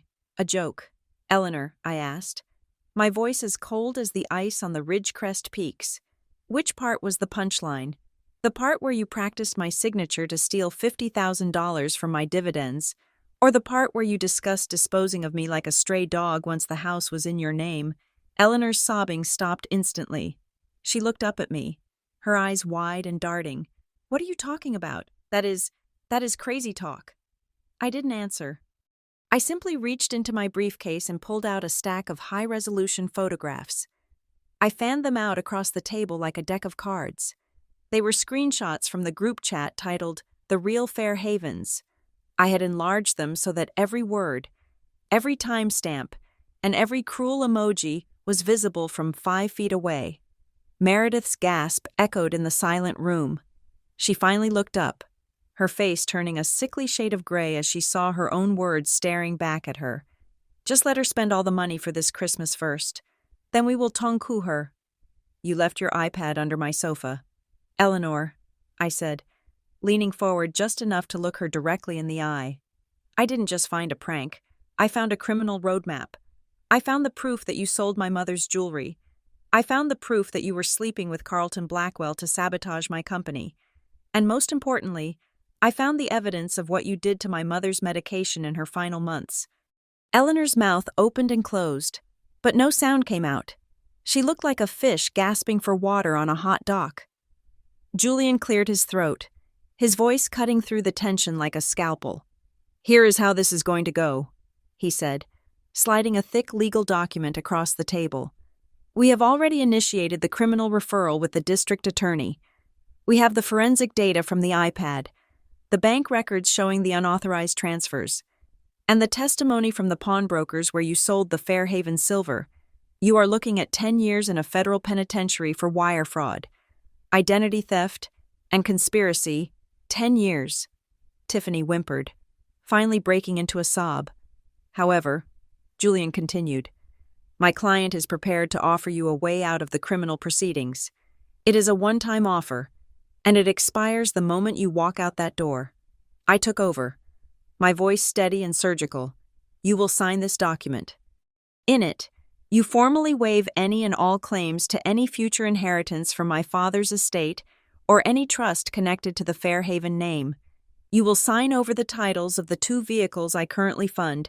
You will move out of the Connecticut house by the end of the week. You will leave the state of New York and the District of Columbia and never return. And Eleanor, you will provide a notarized list of every item you stole from my mother's collection and the name of every buyer. If I find even one item is missing from that list, the deal is off, and the police will be at your door in 1 hour." Meredith stepped forward, her voice trembling with a different kind of desperation. "What about Sebastian?" she begged. "Gwendolyn, if he has a felony on his record, he will lose his license to practice law. He will be disbarred. We will have nothing. Please, call the prosecutor in Ridgecrest. Tell them the drugs were yours. Tell them anything." I looked at her, truly seeing her for the first time. She didn't care about the theft. She didn't care about the betrayal. She only cared about her own proximity to power. "I thought you said you wanted to be with your real family." "Meredith," I said, a bitter smile touching my lips, "a real family sticks together through the hard times. Right? Surely your love is enough to get you through a disbarment and a few years of probation. After all, you told me I was just the one who pays the bills. Well, the bill is due, and I am not paying for Sebastian's lawyer."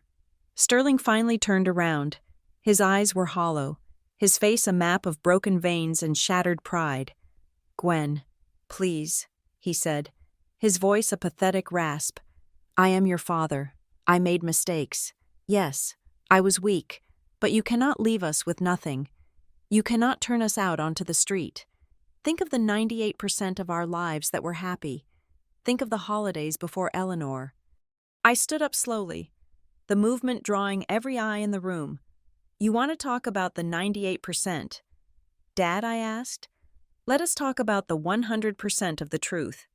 I reached into the folder one last time and pulled out a single sheet of paper. It was a copy of a document I had found in the legal folder on Eleanor's iPad, a document that had a digital scan of my father's signature at the bottom. "This is a voluntary commitment form for the Silver Oak Psychiatric Facility," I said, my voice dropping to a whisper that felt louder than a scream. "It is dated December 27th, tomorrow. If I hadn't kicked you out on Christmas Eve, you were planning to have me forcibly picked up from Silverpine Haven and committed for a 90-day evaluation. You had a doctor on standby to testify that I was erratic and financially unstable, and once I was locked away, you were going to use your power of attorney to sign the villa over to yourself." I walked around the table and held the paper inches from my father's face. "You signed this? Sterling, you signed a paper to have your own daughter locked in a cage so you could steal her house." The silence that followed was absolute. It was a heavy, suffocating thing. Even Eleanor looked away, unable to maintain her act in the face of such a monstrous betrayal. Sterling looked at the signature, his own handwriting, the loops of the S and the T that I had seen on every birthday card for 30 years. He didn't deny it. He couldn't.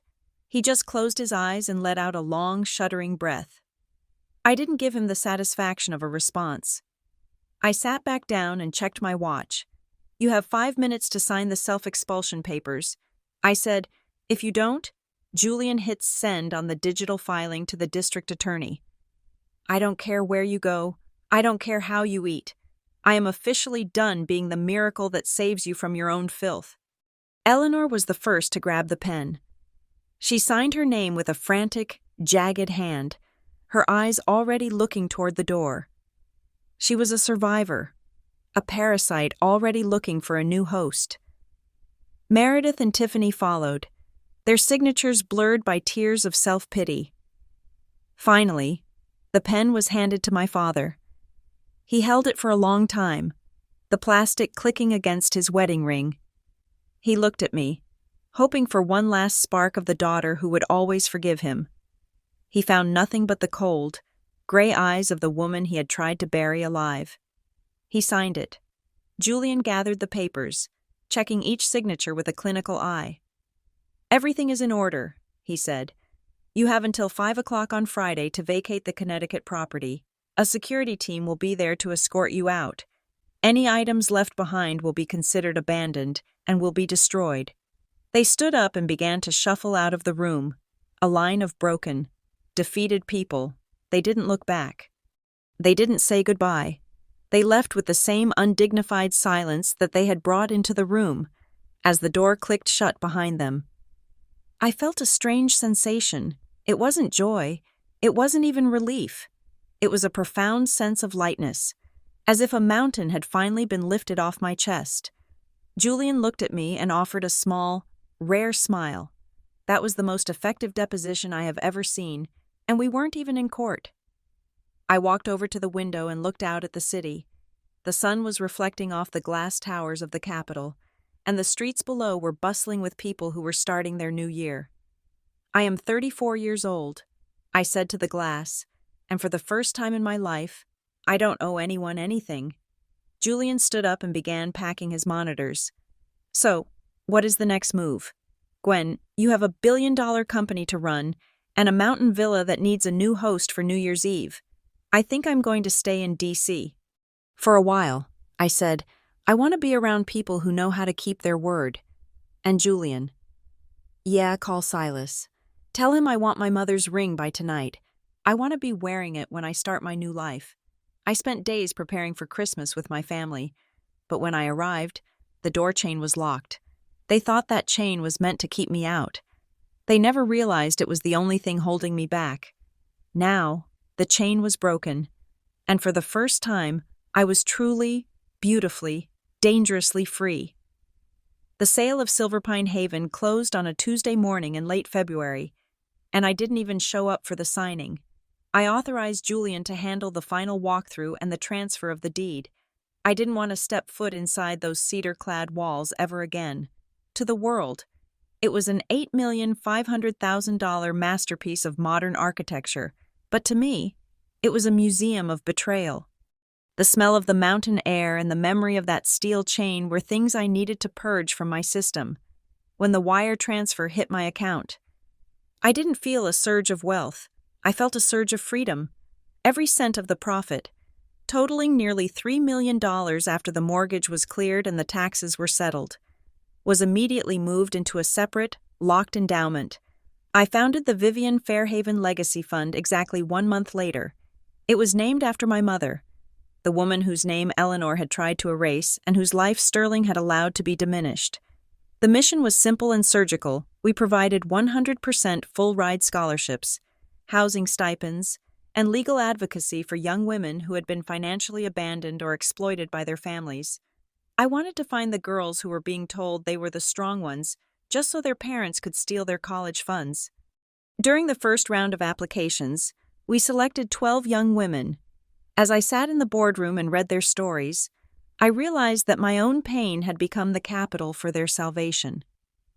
Providing them with a safety net that I never had was the most effective therapy I had ever experienced, while my philanthropic work was healing my soul.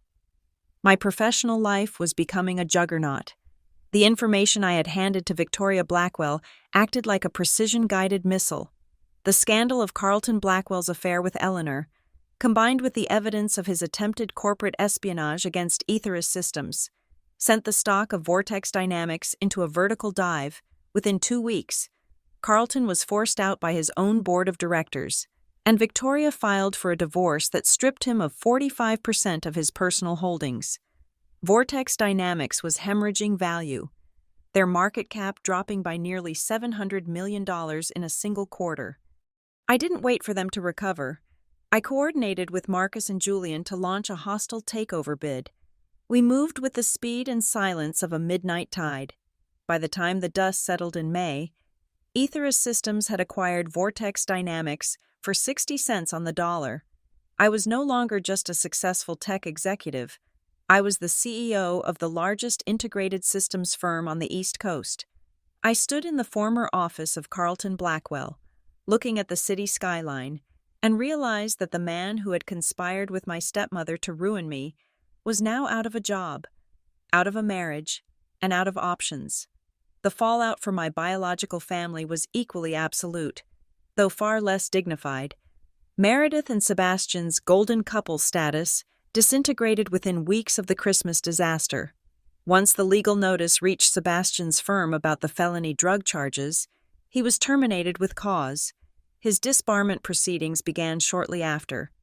Without the prestige of his legal career and the steady flow of my money, the cracks in their relationship became canyons. I heard through the grapevine that their final breakup happened in a public shouting match outside a courthouse in Ridgecrest. Sebastian reportedly blamed Meredith for his entire downfall, claiming that her family's trashy drama had cost him his future.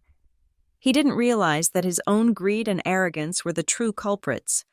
Last I heard, Meredith was living in a studio apartment in a rough part of Newark, working 2 jobs just to keep up with the interest on her credit card debt. Eleanor's fate was perhaps the most poetic. Without Sterling's bank account to fund her vanity, and without Carlton Blackwell to provide her a luxury escape, she was forced to face the reality of the debt she had accumulated. The IRS and several private creditors moved in on her assets with terrifying efficiency. She fled the scrutiny of the Connecticut social circles and ended up in a small, dusty town in central Pennsylvania where no one knew the name Fairhaven. She found work as a waitress in a 24-hour diner, pulling 12-hour shifts for $10 an hour plus tips. The woman who once complained that a 5-star pheasant was too dry was now spent her nights refilling coffee mugs for truck drivers and scrubbing grease off linoleum floors. Her designer wardrobe was sold at a consignment shop for a fraction of its value just to pay for a month's rent in a basement apartment. Then there was Sterling, my father. The man who had signed a paper to have me committed so he could keep his peace was now living in the ultimate silence. He moved into a 1-bedroom apartment in a retirement community that was a far cry from the luxury he had grown accustomed to. He was alone. Eleanor had left him the moment the money dried up, and Tiffany had moved to Florida to live with a distant relative, refusing to speak to him because he couldn't fund her lifestyle anymore. Every day, like clockwork. My phone would register a blocked call at precisely 6 o'clock in the evening. He would leave voicemails that I never listened to, his voice probably cracking with the weight of his regret. I had blocked his number on the day the legal papers were signed, and I never looked back. He was an old man haunting a cheap apartment, finally realizing that the peace he had bought with my sacrifice was actually just a precursor to a total. Hollow isolation. The pinnacle of my journey arrived in October when I was featured on the cover of Fortune magazine. The headline read in bold, silver letters, "The woman who built an empire from rejection, how Gwendolyn Fairhaven turned family betrayal into a multi-billion-dollar acquisition." The photo showed me standing on the balcony of my new headquarters, my expression calm, my eyes focused on something far beyond the camera lens. I wasn't smiling for the cameras. I was simply existing in my own power.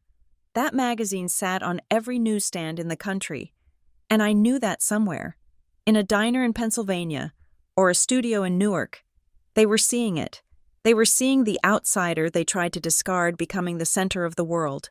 But my true sanctuary wasn't in a magazine or a boardroom. In the summer, I purchased a small, private island off the coast of Maine. I built a house there that was the polar opposite of Silver Pine Haven. It was made of glass and driftwood, open to the sea, and filled with light. There were no security chains on the doors.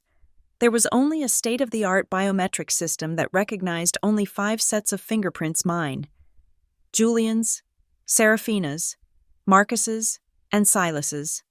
It was a place where the only people allowed were the ones who had proven their loyalty when the world was freezing over. One evening, as I sat on the deck of my main home watching the Atlantic waves crash against the rocks, Silas arrived on the island. He walked up the path and handed me a small, velvet-lined box. I opened it, and the breath caught in my throat. There it was, my mother's original wedding ring. It was a simple, elegant band with a 3-carat Marquise diamond, the very piece Eleanor had pawned for $1,500 in Bridgeport to pay for a weekend at a spa. Silas had tracked it through 4 different owners and 2 states, eventually finding it in the back safe of a high-end estate jeweler who didn't realize its history. I slid the ring onto my finger. It fit perfectly, a cold circle of gold that felt like a warm embrace. It was the final piece of my mother's dignity that I had reclaimed. Holding it, I realized that the best revenge wasn't the lawsuits or the financial ruin I had visited upon my family. Those were just the logistics of justice. The true revenge was the fact that I had reached a level of peace and brilliance that they couldn't even comprehend. I had outgrown their cruelty. I had outlived their lies.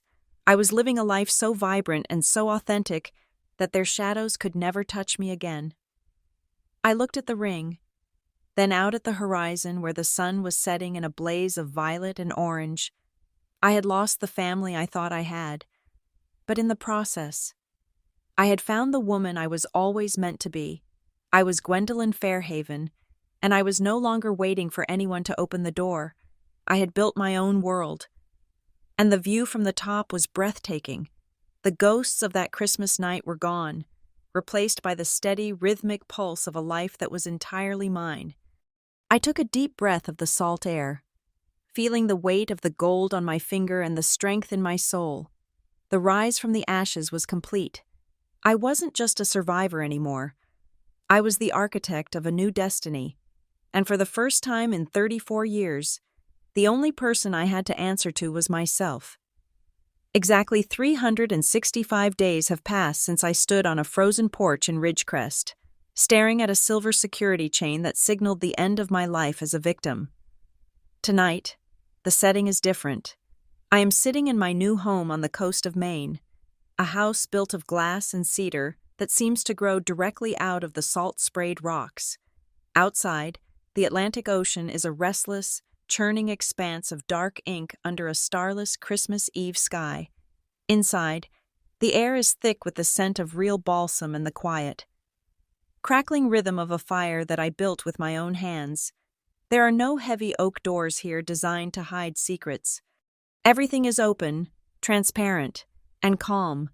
Julian, Seraphina, and Marcus are in the kitchen, their voices a low, comforting hum as they prepare a late dinner. We are not expecting anyone else. We are not waiting for a miracle. We are the miracle. I am wearing my mother's ring, the diamond catching the orange glow of the hearth. A solid weight of history on my hand. I thought I had reclaimed everything that was owed to me. I thought the ledger was closed. I was wrong. At exactly 7 o'clock, the silent chime of my biometric gate alerted me to a delivery. A private courier, dressed in a heavy black parka, had arrived at the mainland dock and taken the small skiff over to my island. He handed me a weather-sealed package, wrapped in plain brown paper with no return address. Only my name written in a precise, elegant script that made my heart stop. I knew that handwriting. I hadn't seen it in over 15 years. But a daughter never forgets the way her mother crosses her T's. I took the package to my study, closing the door softly. My hands were trembling as I tore through the paper. Inside was a thick, leather-bound portfolio, the edges worn and smelling of old cedar and parchment. On top sat a single envelope, the paper yellowed by time but still crisp. I opened it and began to read the words of Vivian Fairhaven, written only weeks before she passed away. My dearest Gwendolyn. The letter began, "If you are reading this, It means you have finally found the courage to see the world as it truly is, not as you wished it to be. I knew even then, when you were only a teenager, that Sterling's weakness would eventually invite a predator into our home. I saw Eleanor for what she was the moment she arrived as a family friend, a woman who views people as assets to be liquidized.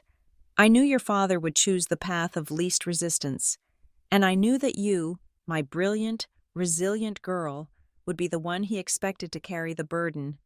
I felt a sob catch in my throat. My mother hadn't been oblivious. She hadn't been a victim of fate. She had been a sentry, watching from the shadows of her own fading health.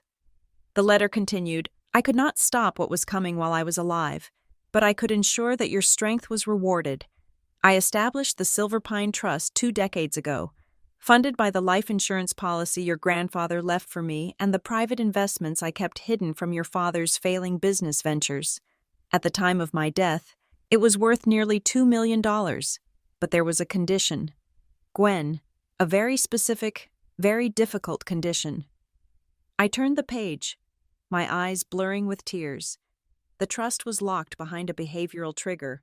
She wrote, I instructed the trustees that the funds were only to be released if you reached a point where you officially and legally severed all ties with Sterling and his new family. I knew they would try to drain you. I knew they would try to steal your light. I hoped that one day you would stand up and say, no more. The security chain you told me about in your letters when you were building that house, I knew it would be the catalyst.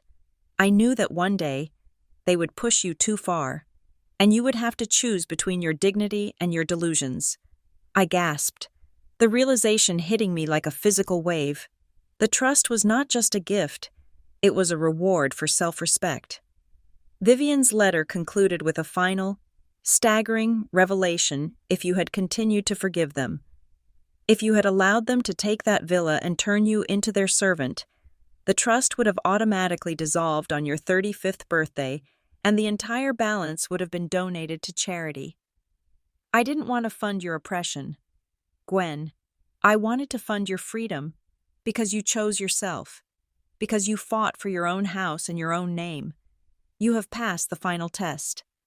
You are no longer the daughter who yields. You are the woman I knew you could be. I reached for the documents beneath the letter. They were the certified statements for the Silver Pine Trust. I looked at the bottom line, the total balance after 20 years of aggressive, compounded growth in a high-yield managed portfolio. The number was staggering. It wasn't just the $2 million my mother had started with. It was over $35 million. It was a fortune 10 times larger than my current net worth.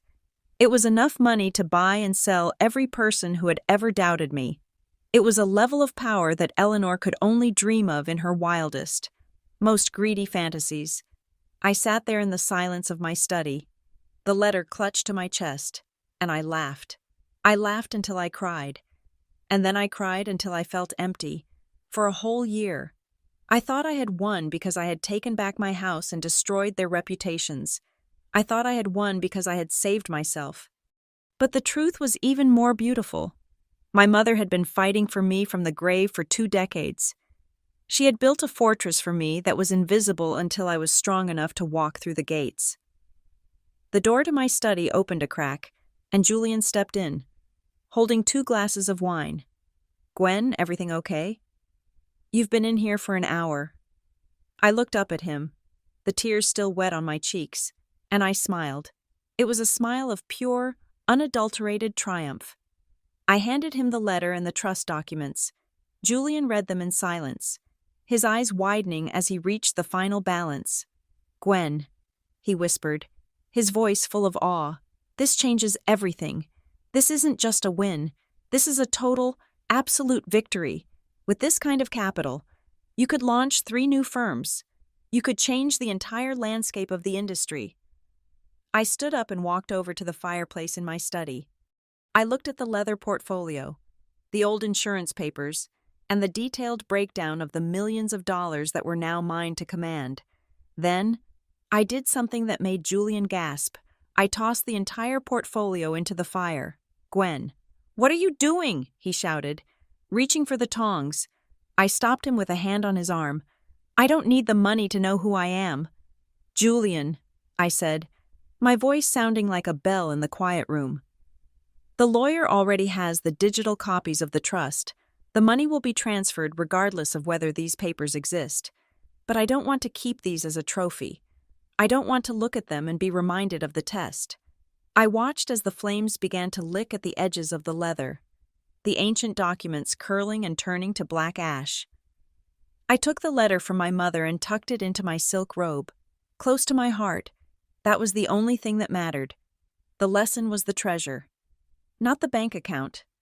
I realized in that moment that the greatest prank of all hadn't been played by Eleanor or Meredith. It had been played by my mother. She had allowed them to think they were the ones in control, while she waited for me to realize that I was the one who held the match. She had used the very greed of the Fairhavens to ensure that I would eventually be forced to be free. I walked back into the living room, where Serafina and Marcus were setting the table.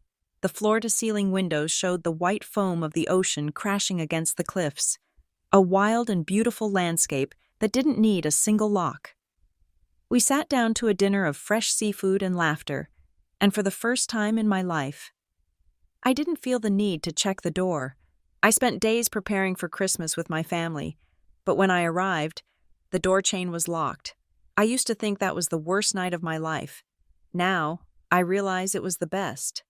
That silver chain didn't just keep me out of a house, it broke the spell that had kept me in a cage of my own making. I looked around the table at my real family, the people who had flown through storms, who had fought legal battles by my side, and who loved me when I had nothing but a ruined dinner and a broken heart. We raised our glasses in a toast to the new year, to the memory of Vivian, and to the brilliant, dangerous future that was waiting for us. The house was warm, the music was soft, and the door was unlocked, because I finally knew exactly who was worthy of stepping across the threshold. Thank you so much for listening to my story and staying with me until the very end of this journey. It has been a powerful experience to share these moments of betrayal and ultimate triumph with you. I would love to hear from you now. Please leave a comment below and let me know where in the world you are listening to this story from. I really want to connect with you and hear your thoughts on Gwendolyn's revenge. If you enjoyed this journey, please subscribe to the Family Revenge Stories channel, like this video, and show your support by hitting the hype button so that more people can hear this story of justice and self-worth. Your support means everything to us. Merry Christmas and stay strong.